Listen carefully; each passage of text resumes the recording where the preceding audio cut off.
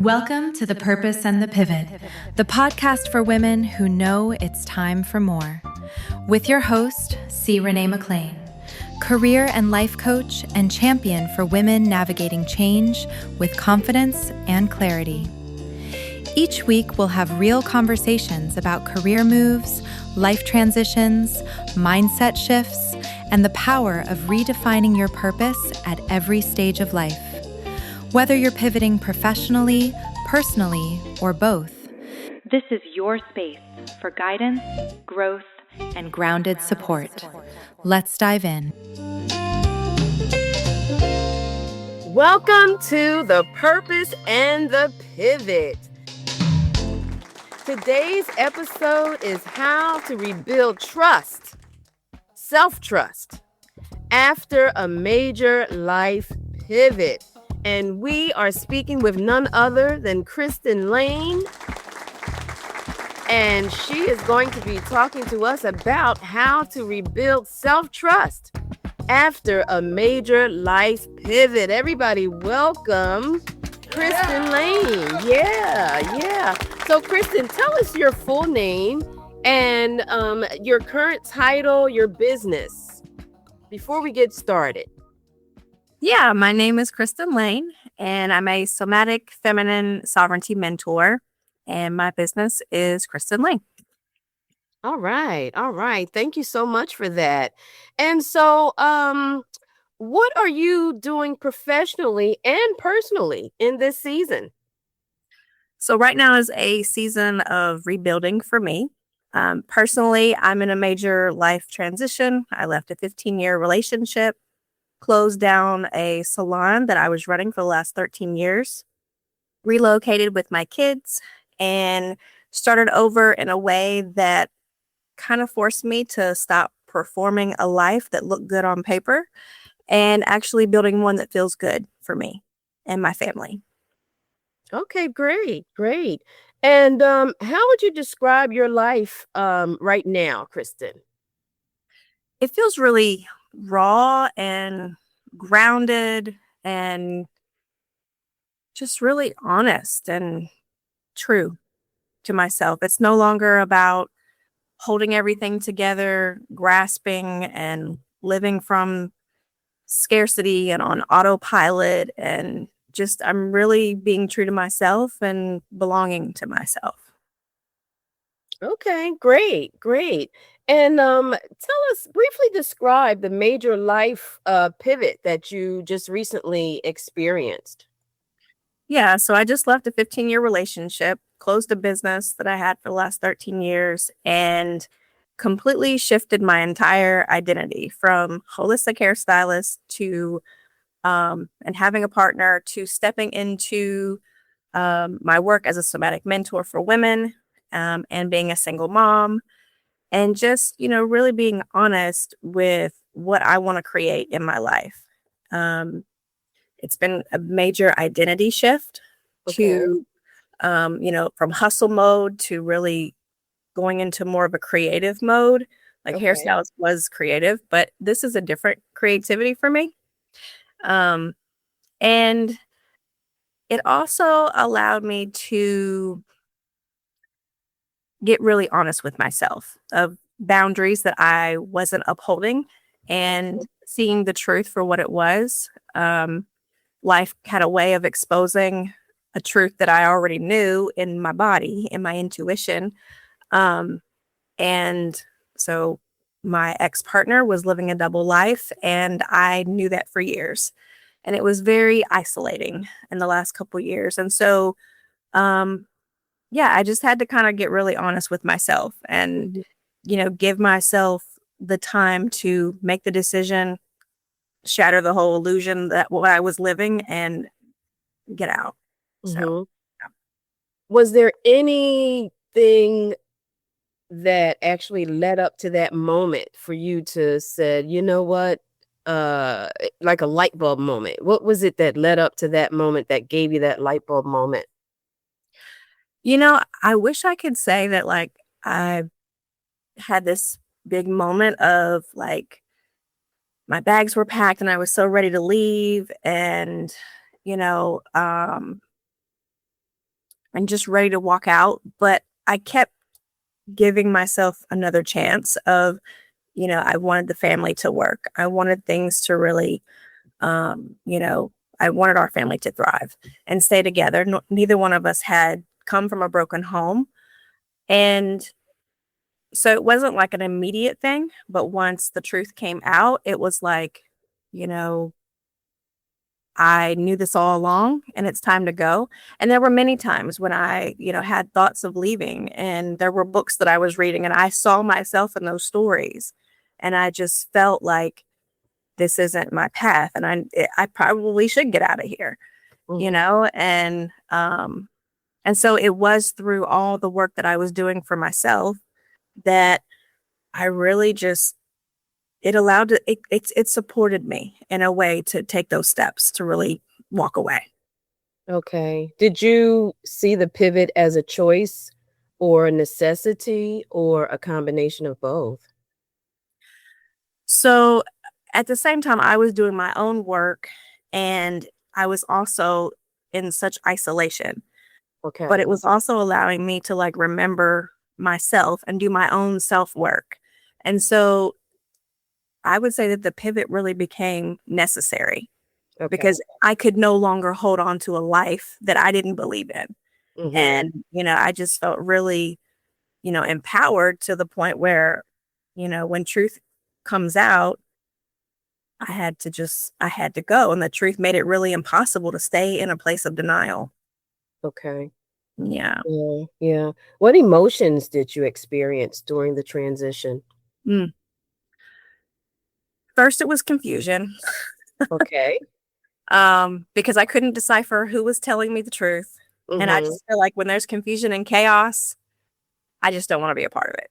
And so there was the Okay. confusion, and then there was grief, and then there was rage, and then there was Mhm. this relief of, you know what? I did it. I moved out, and um it was very disorienting. Just, moving locations too, from a Mhm. big city to a small town, Mhm. from having my own home to living with family, Mhm. and having my own business to now I'm starting over from scratch. And Mhm. the plan was always to eventually retire from hair and then move into coaching, but Okay. I shut the whole salon down and decided to go, hey, I'm just going to be the coach for now, and let's see where it goes. And so yeah. Okay. Okay. Well, Yeah. a lot of times, when we experience things, that brings out what we should be doing and who we really are. Yeah. So it's all part of our journey.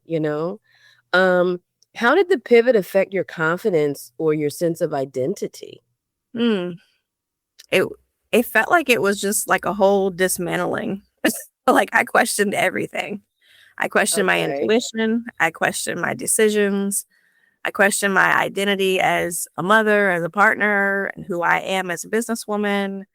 Um, and so it's like when illusion breaks, it breaks Mhm. your heart, but it also breaks your own trust in who you are, and you start questioning, Mhm. like, okay, you know, where did I miss this? Or, Mhm. um, yeah. So it was a lot of questioning myself. Am I making the right decisions? And learning how to follow that again. Mhm. Okay. And at any point did you feel disconnected from yourself? I want to say completely at first. The first, Okay. when I first made that decision, Uh-huh. um, and I just remember laying in bed right before I left, and I had a dream of my grandmother, and she basically said, "Break the cycle, get out." And I knew exactly what that meant. And it Uh-huh. almost brought me back into a place of walking away from my old self and stepping into a new self. Of Okay. now I know what I'm supposed to do. Uh-huh. Okay. So now, what does self-trust mean to you? It means feeling safe. Okay. It means feeling safe in my own body and not feeling like I have to walk on eggshells to keep the peace. Mhm. It's really it's it's not just a mindset, but it's able to feel something and not abandon myself. to really follow through. Uh-huh. Yeah. And what were the first steps you took to begin that process, Kristen? Slowing down. Okay. Slowing down has been a pivotal tool. That Yes. has been my tool for a Mhm. while, and it's been a learning process on how to slow down. Mhm. Regulating my nervous system, learning all these different somatic tools that I was studying in somatic school, and learning how to listen to my body just instead of overriding myself. Mhm. So many Okay. times I can remember things that came up and my body was just like, no, no, no. And Mhm. oh, well, push that down. Mhm. So really just getting honest with myself. And Okay, that's good. Did rebuilding your self-trust, or did you find that to be difficult at first? yeah, because my nervous system was out of whack. Okay. When I first left, my whole system was just my whole body was shaky a lot. And um and I was leaving a place of like, I was in survival mode before I left, but Mhm. even after I left, I still felt like I was in survival mode because Mhm. I just uprooted everything and, not knowing, how am I going to support my kids? How am I going to get a new house? And how am I going to do this and that? And yeah, Lots of questions. lots of questions. Lots of questions. So, in terms of those questions, and I will tell y'all, Kristen used to be my hairstylist, and I was so sad to lose her as the hairstylist. I had to find somebody else to do my hair. She was really good. And we used to have some great conversations. While she was doing my hair, and I really do miss that. But as you were moving into this place of new self-trust, did you find yourself struggling with self-doubt, fear, overthinking things? Yes, definitely. Mm. Especially overthinking because Okay. I'm a Virgo and I tend to overthink everything anyways.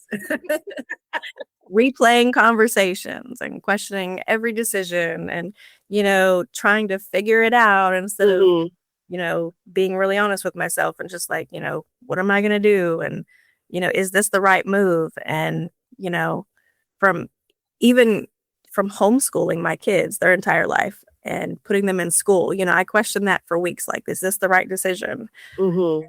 And it's been a great decision. Okay, And good. yeah, Good. it's How did say that again? just different little things, trying to put my put my roots down and, be some sort of stable. Okay. And yeah. Mhm. Okay. How did you navigate moments when the progress felt really slow or unclear? I think I just had to stop expecting clarity, Mhm. Okay. and really focus on being stable. Focus Mhm. on, making the decision and letting it go. And, if this is what feels right, just do it. Okay. And just I mean, it seems kind of, flighty in a way, but it was, you know, okay, this has to be done, so that's what I'm gonna do. And I just kept taking small actions Mhm. to really just give myself stability. Yeah. Okay, great. Great. What habits or practices or mindset shifts helped you to rebuild your self-trust? Well, first of all, somatic practices. And Okay. somatic practices is all about the body. So, breathing exercises, moving my body every day, giving myself, we call it touch, where we're using breath, touch, sound, and movement. Uh, Mhm. and I find sometimes I'm just hugging myself. Like, I Okay. just have to give myself like that, like, you're okay, like a Mhm. reassurance. And, then there's so much power in just touch. Mhm. Um, but yeah, movement practices, I have to move my body every day. Being out in Mhm. nature, Okay. um, and then shifting from what's the right decision to what really feels safe and true to Okay. me. Mhm. Safety has become a real thing. Okay. No, and that's good, because we get to a point where we realize what's most important to us, right? Yes. And you're a mother of three. And so, you have to be okay in order for your kids to be okay, right? So, I mean, because it's that trickle down effect. And so, I'm glad that you made the pivot to do what you needed to do for you and for the kids. Any specific tools that you use, like journaling? I know you're a coach yourself, but is there any coaching? I know you talked about moving, and we all need to move. I mean, Yeah. exercising. I've been on a um, weight loss journey. And in order to do that, I have to move every day. I have to make sure that I'm eating right and stop eating the junk that I love so much. But that movement is just so important. Is there anything else in addition to that? The somatic stuff, journaling, coaching, anything else that you are doing that you could share, with the audience? Yeah, I have a daily ritual that I have. It's my non-negotiable. I Mm-hmm. sit at the table. I actually don't look at my phone for at least an Okay. hour before Okay. I connect with myself. Um, but I sit at the table. I have my breakfast. I do some journaling. Um, I might read whatever I'm kind of feeling into, but I try to really just connect with myself first in the morning. Mm-hmm. Um, and sometimes I might do a meditation Mm-hmm. or just, do some breath work. Mm-hmm. Okay. But I find that just writing from a stream of consciousness is so good for me, just to get all the stuff out of my head. And I Okay. come up with all these different ideas for content and ideas just for whatever I'm doing. And it's been really good. Writing has been my muse lately. So Okay, good. that's my biggest practice or tool. Yeah. Okay, that's good. Yeah, quieting yourself down, slowing down, writing your thoughts. I mean, and I think that helps move from hesitation to confidence too, right? Definitely. Yeah. Mm-hmm. Yeah, yeah. What is Yeah. this journey? I'm sorry, go ahead. And I was also going to say that keeping small promises to myself. When I say Okay. I'm going to do something, not waiting and actually do it. Like, for Okay. example, I'm going to start working out this week, doing it. Mm-hmm. Like just going and doing it. And it's Mm-hmm. like it's those little bits or even just um like not missing breakfast. So many days I used to skip right on through breakfast. I might eat lunch, but Mm-hmm. now even eating breakfast has become really important to me. Mm-hmm. Yeah. Okay, good, good. What has this journey taught you about yourself, Kristen? That I'm resilient, that I can adapt and it's like I always knew that, but I don't have to live in survival mode to prove it.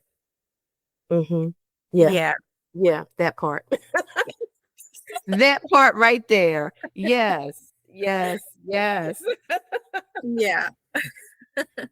How has your definition of confidence or success changed given Mm. that answer? Confidence used to mean certainty, Okay. and it doesn't really anymore. It's really just believing in myself. Mm-hmm. Whether anybody else agrees, it's just like, nope, doing this for me and doing this for Mm-hmm. my kids.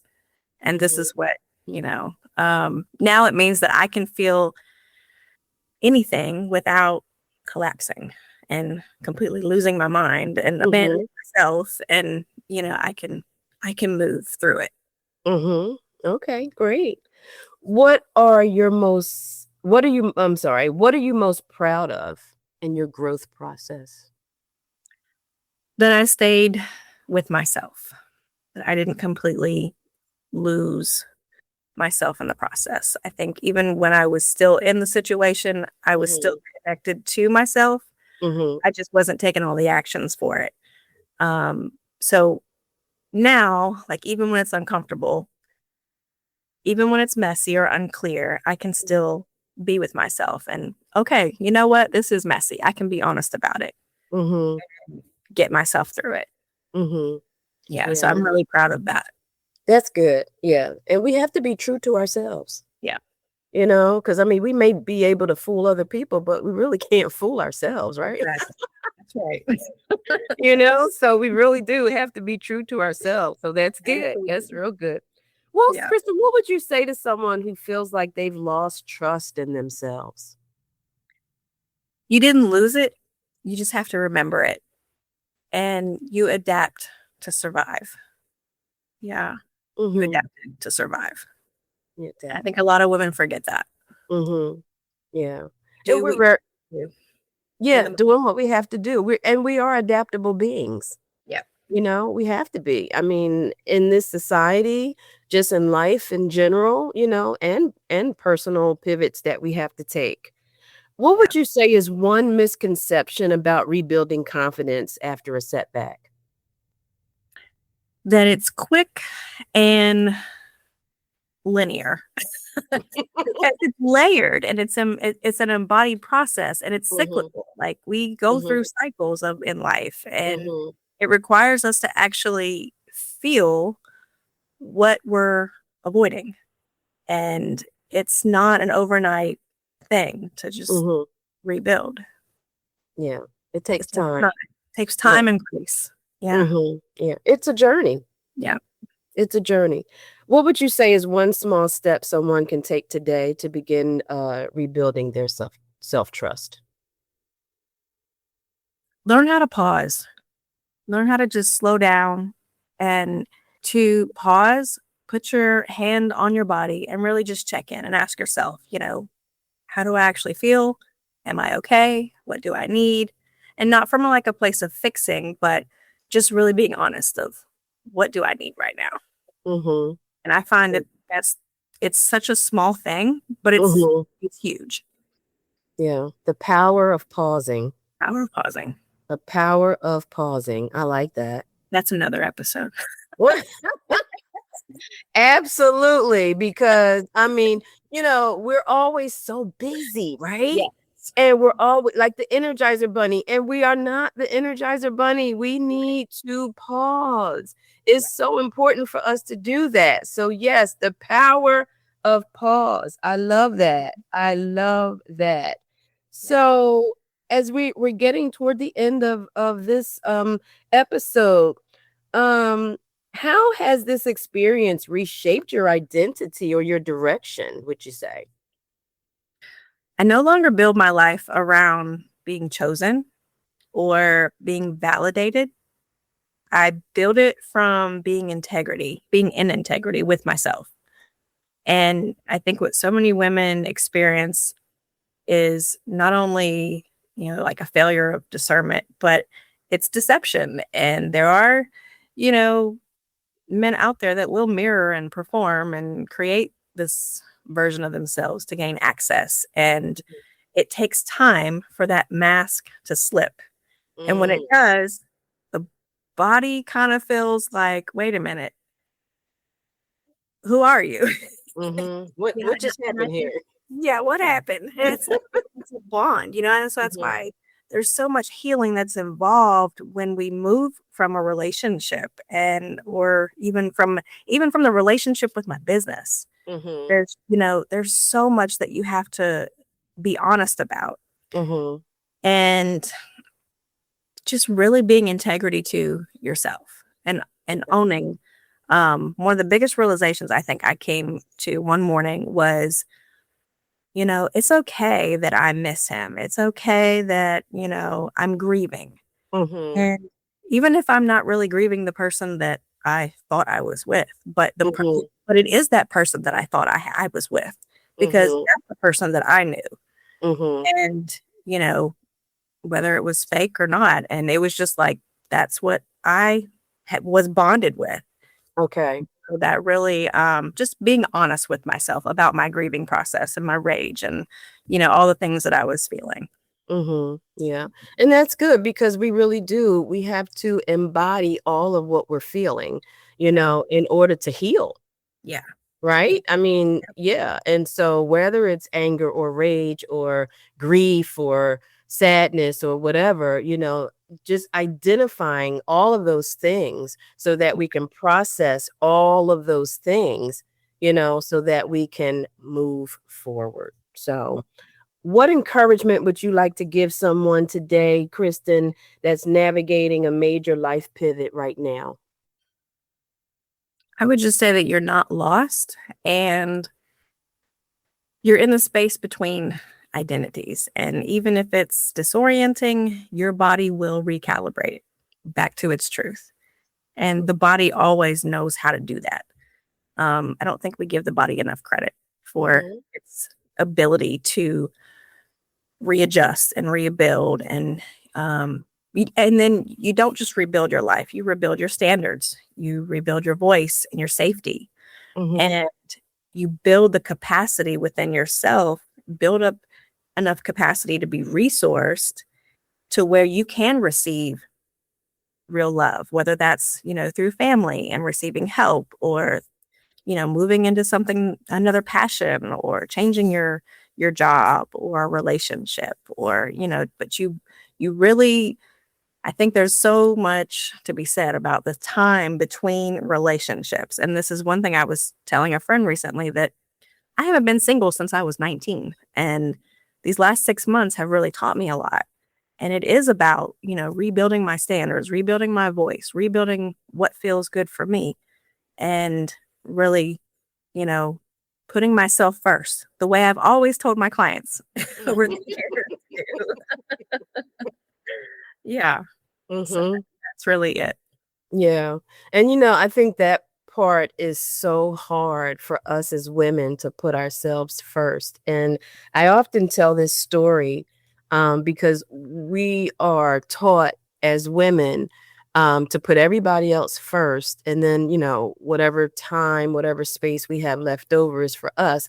But I was at this it was a, sweethearts ball. We used to go to this sweethearts ball around, Valentine's Day, at our church, and this woman this couple had been married for over 50 years. I think it was like 52 years, and they won an award. They were the longest married couple, and, a little bit later after that, I saw her in the restroom, and it was myself and another young lady, and I think I was probably about 10 years into my marriage at that point. We just recently celebrated 23 years. Woohoo. But I asked her, I said, I saw her in the restroom and I said, "Can you tell me your secret? I mean, like, how did you stay married?" And she seemed really happy, for 52 years. And the other lady was like, "Yes, I want to know too." And she said, "Well, this may sound selfish, but I'm going to tell you, I have always taken care of myself first." Yes, She said, "How can I take care of anybody else if I have not first taken care of myself?"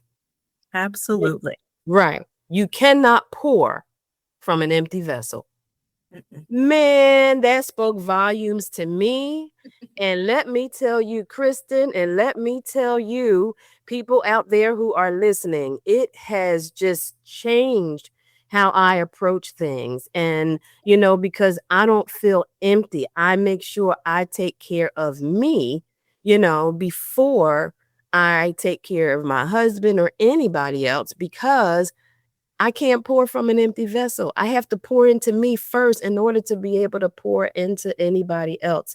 That thing spoke volumes. So I'm glad that you've come to that realization too, Kristen, that you have to take care of yourself first before you can pour into your children, your three beautiful children who are growing up so nicely. I can't believe the baby is 4.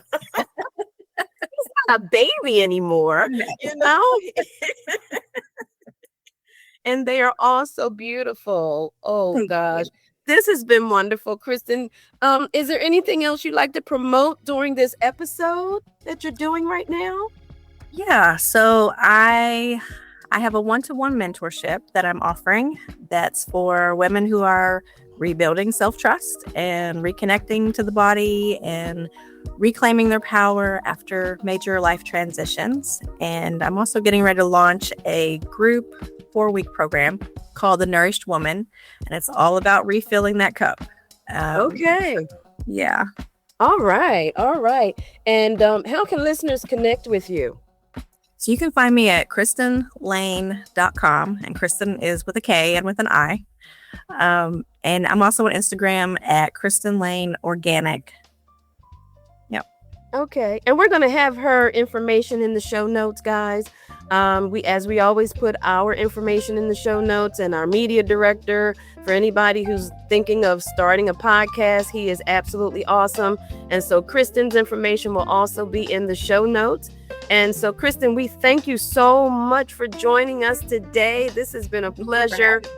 Helping, you are so welcome, helping women to rebuild their self-trust after a major life pivot. Guys, that is our show for today.